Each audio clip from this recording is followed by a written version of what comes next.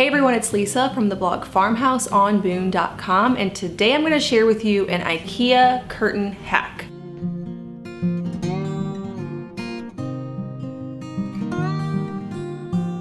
If you've been following along with our farmhouse journey, we bought it almost 2 years ago now, which is crazy. You might have seen some living room updates over the years. When we first moved in, I just took all my furniture from the last house and put it in here. I did a spring update. Then I did another update. I brought in a green couch. I ended up not liking that in here. Recently, I brought in a foam mantle, which really warmed the space up, but I still had issue with the drapes. So I made some tie top linen curtains, which I shared on my YouTube channel how to make. Really loved them. I actually ended up bringing them upstairs in our girls' room makeover, but they did not work in this room. And the reason is they just felt very pulled down. I don't know how to describe it, but at the top where the ties went, there was so much weight from the curtains in such a tall ceiling room. This room has really tall ceilings.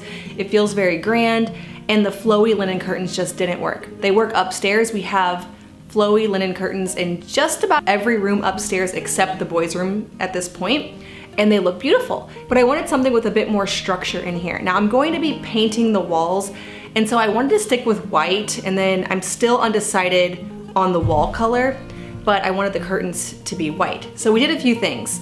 We hung them higher, we hung them wider so that now you can actually see the trim, because we have really pretty trim in this room. The way we hung them before actually covered the trim up a lot, and I didn't really like that. And then we also did this IKEA curtain hack, which I've seen all over the internet. I've seen it done a lot of different ways. I will show you some of the options and then what I ultimately went with. So to do this, you're going to need some pleater hooks. I just got these drapes pleater hooks, and I did 5 of them per panel for the IKEA Rivta curtains. Now what's awesome about the IKEA Rivta curtains is that they're really inexpensive. You can get them for $29.99 for a pair at IKEA, which is super cheap.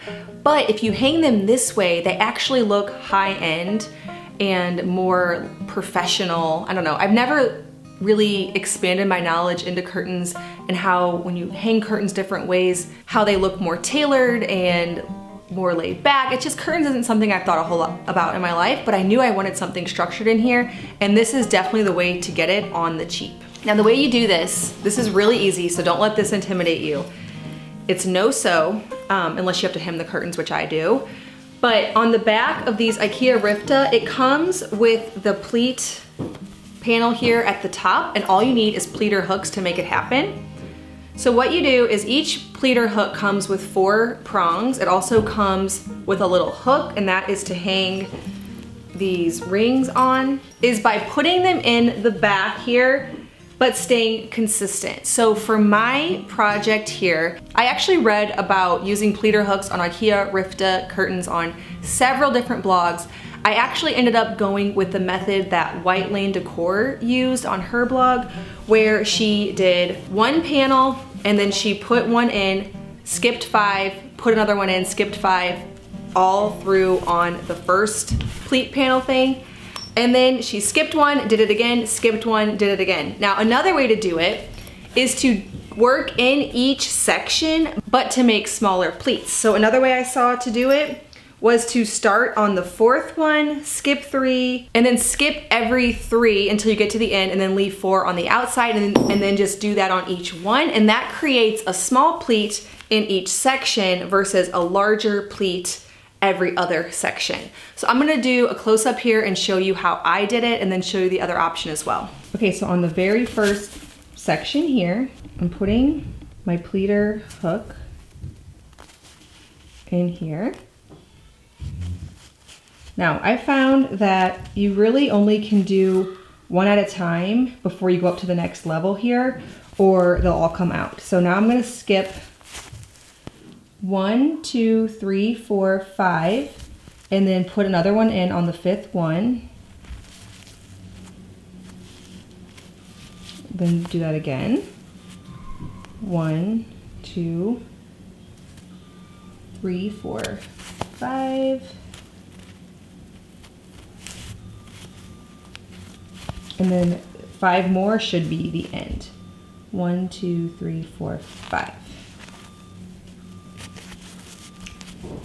Okay, so now I have them all in the bottoms. Now I just go to the next section up and line them up with the one that they were below. It's a little bit tricky, and it's really tricky when you're trying to get it on camera. It's not as tricky when you're just doing this, sitting down on your couch. But I'm trying to do it through the lens of a camera.